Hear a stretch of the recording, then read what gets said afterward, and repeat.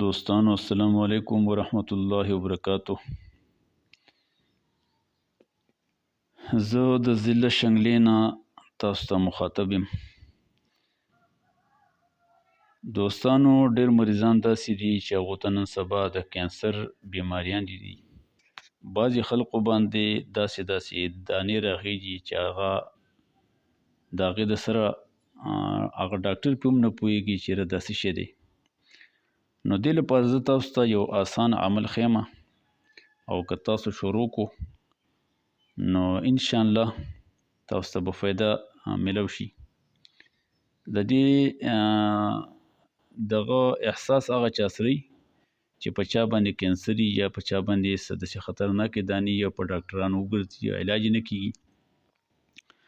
نو یو 3 نومونه دي: یا مالکو، یا قدوسو، یا سلامو.